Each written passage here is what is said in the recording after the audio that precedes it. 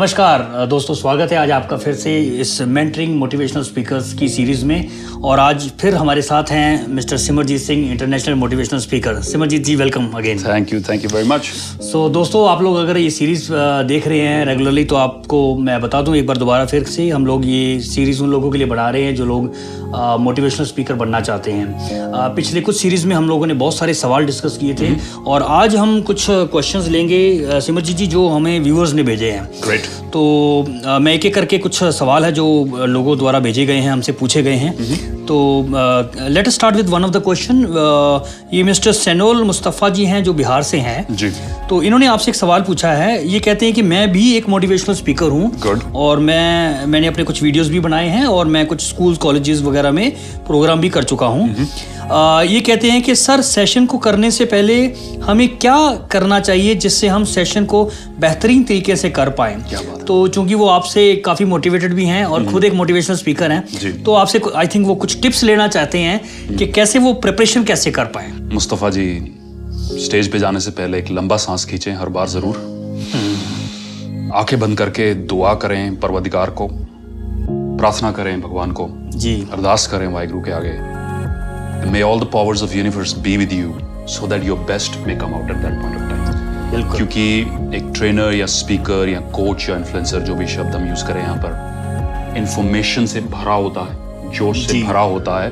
उस समय सही कॉन्टेक्स्ट में सही शब्द का, सही एग्जाम्पल का सामने आना, ये बड़ी एक मिस्टीरियस प्रोसेस है, बड़ी डिवाइन प्रोसेस है। बिल्कुल। जैसे कि और एक आर्ट की तरह सीक्वेंशियल नहीं होता है। मेरी आपसे ये रिक्वेस्ट रहेगी, आप कभी भी एक सीक्वेंस से ऑब्सेस्ड होकर ना जाएं कि मैंने पहले ये चीज बोलनी है, दूसरा ये, 3 पे 4 पे ये, 5 पे। आप अपने सीक्वेंस के ऊपर ओवरवेल्म्ड हो जाएंगे। मैं सीक्वेंस भूल तो नहीं गया, मैं वो चीज भूल तो नहीं गया।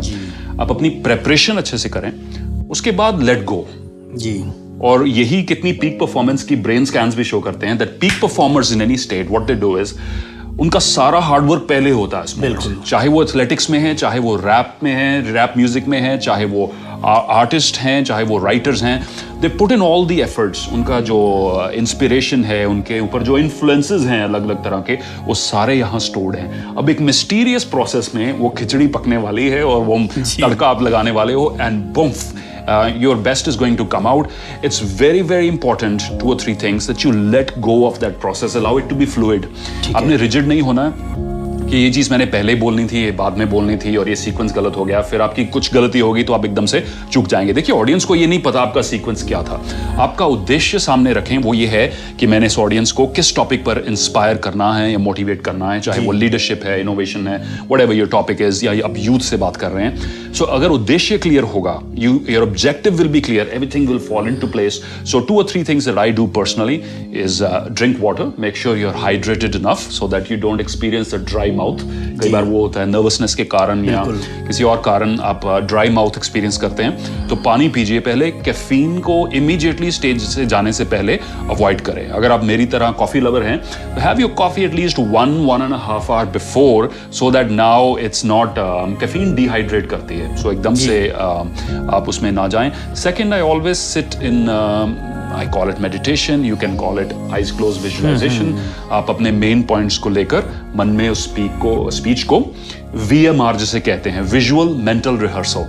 So you can do visual mental rehearsal. You can imagine yourself on the stage and you can see कि आपका मटेरियल flawlessly सामने आ रहा है। फिर उसके बाद spontaneity से जाने दें।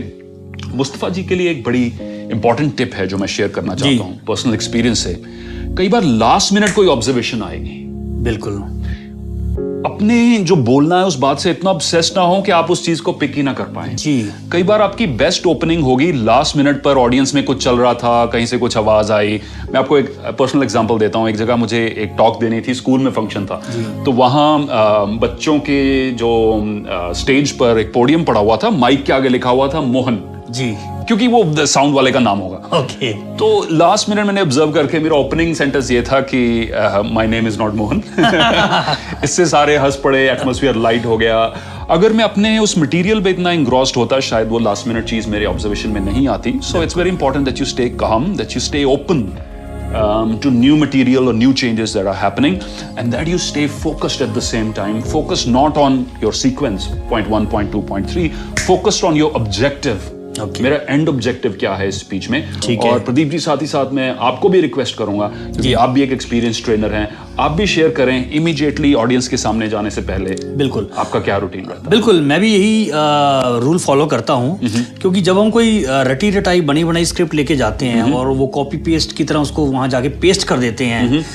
कभी कभी ऐसा भी होता है कि हमारी तैयारी कुछ और होती है और जनता की डिमांड कुछ और होती है। So we have to be enough flexible, और रैंडमली जो आइडिया आ रहा है उसे उसी समय आने देना चाहिए। सो अदरवाइज आप एक रटे रटाई पैटर्न पे ही रह जाओगे और आपकी क्रिएटिविटी खत्म हो जाएगी। और एक बड़ी अहम चीज है कि वो फिल्टर, जी, क्या चीज अप्रोप्रिएट है, क्या इनअप्रोप्रिएट है, वो प्रैक्टिस के साथ डेवलप होने वाला है मुस्तफा। सो आप जितनी प्रैक्टिस करें, बिगिनिंग में अपने करियर में कोई अपॉर्चुनिटीज ना छोड़ें। गली मोहल्ले में फंक्शन हो रहा है, एनजीओ में हो रहा है, लायंस क्लब में हो रहा है, रोटरी में हो रहा है, wherever it is, go and grab it for the sake of your own experience. So उससे, क्योंकि ये एक्सपीरियंस एक ऐसी इंट्यूटिव चीज है कि आपकी इंट्यूशन से आपको पता चल जाएगा this thing is going to work and this thing is not going to work. बिल्कुल बिल्कुल, बहुत मुझे लगता है कि सैनुअल जी को अपना सवाल का जवाब मिल गया होगा, और ऐसे कई लोग हैं जिनके जहन में यही सवाल था। तो उम्मीद है कि आपकी आपने जो टिप्स दिए हैं उनके काम आएंगे। आशा मेरी भी यही है, और आपसे ये रिक्वेस्ट भी है कि if you have questions, the email ID is in the description box below, which is dubai@simerjeetsingh.com. Send us your questions. We don't promise you कि हर सवाल का जवाब दिया जाएगा, but we will selectively pick those questions. ऐसे सवाल उठाएंगे जो हमें लगता है कि ज्यादातर लोगों के काम आने वाले हैं। Once again, thank you for watching and making this series successful.